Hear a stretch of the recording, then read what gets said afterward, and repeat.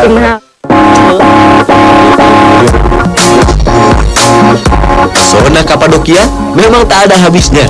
Sebagai daerah yang pernah mengalami letusan 3 buah gunung, dataran Kapadokia menyuguhkan bentang alam cantik menakjubkan. Tapi siapa sangka, di bawah padang rumput yang tenang ini, ada puluhan kota bawah tanah yang bisa dihuni hingga 3.500 orang.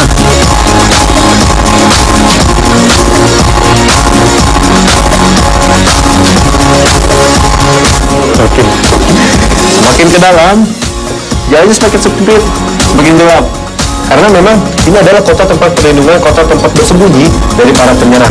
Karena itu dibuat sesulit mungkin sehingga mereka tidak bisa menemukan jalan masuk ke dalam.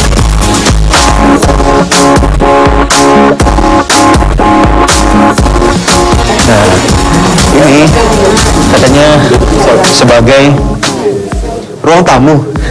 Dan dulu dipercaya mereka mengubur jenazah di bawah ruang tamu karena mereka percaya kalau orang yang meninggal masih tinggal dengan mereka, jadi arwahnya masih hidup dengan mereka, jadi mereka tetap meletakkannya dekat dengan mereka di sini. Jadi ini dia bekas-bekas tempat mereka mengubur jenazah. Di bawah ruang tamu ada jenazah.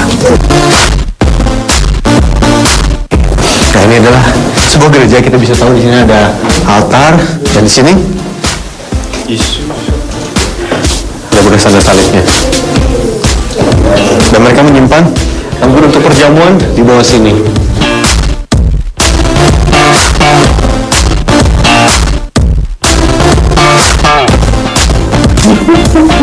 Semakin ke bawah, jalannya semakin susah, semakin sempit. Jadi kalau misalnya punya sakit jantung, punya sakit agak takut dengan ruang sempit, sebaiknya nggak ikut masuk sini. Masih ada panas dingin, udah sesak napas sih.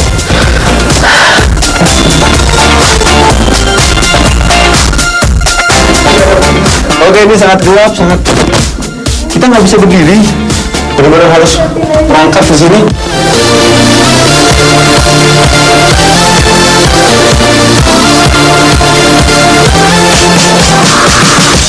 Orang Kapadokia termasuk bangsa yang tidak suka berperang.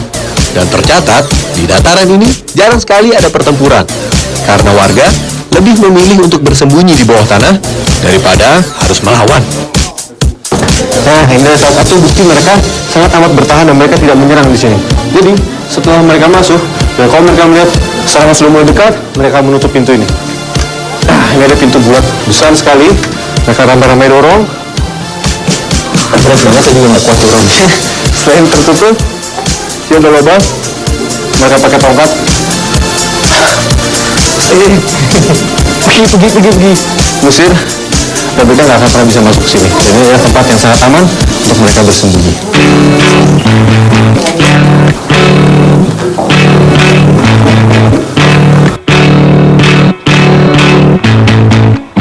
Masih di Kapadokia, kawasan ini tak hanya terkenal dengan bentang alamnya yang unik, tapi juga menjadi sentra kerajinan tangan kebanggaan Turki yang telah mendunia.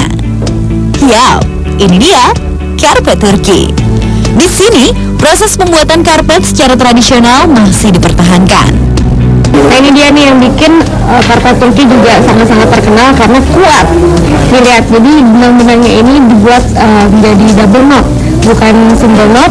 Jadi dia akan semakin kuat. Nah, sini contohnya seperti ini, bagaimana? Kalau ditarik, dia tidak akan putus ya. Jadi setelah talinya sudah masuk di beberapa bagian helai kain ke atasnya ini, kita tarik dan kuat, ditekan ke bawah. Akhirnya padat seperti ini, kuat. Gak lompat. Ayo kita lihat yang lainnya. Ini apa sih keren?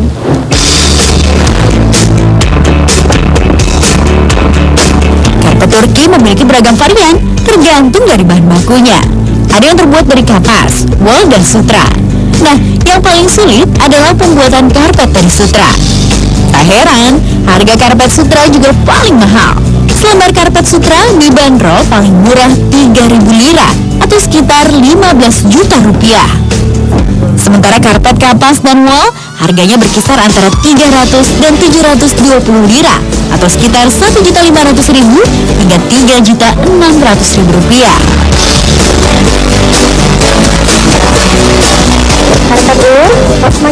sudah halus, semakin betul motifnya itu akan semakin mahal. Dan juga tidak mutlak. Kalau proses ini menghabiskan waktu 2 bulan.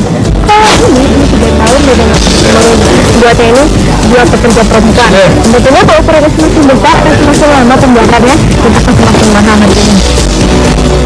Penggunaan karpet sebagai alas lantai sudah lama dikenal dalam peradaban manusia. Diperkirakan karpet pertama kali dibuat pada tahun ke-4 sebelum Masehi di daerah Turki dan Persia.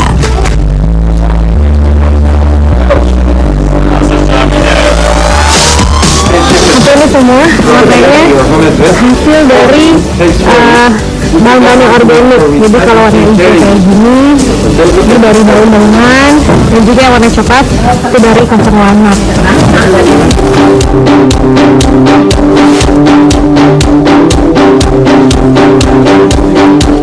Pembuat karpet di Turki rata-rata adalah perempuan.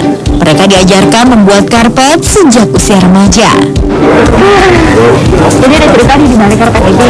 Nah zaman dulu kalau perempuan ingin menikah itu dia harus membuat karpet dan dimulai kerja karpetnya.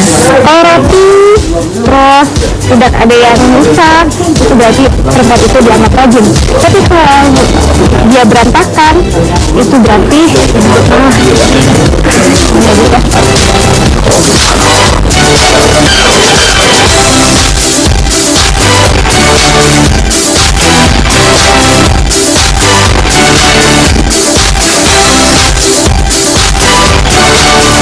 terdapat jenggot Nabi Muhammad yang ketika kita dekati ini harum sekali.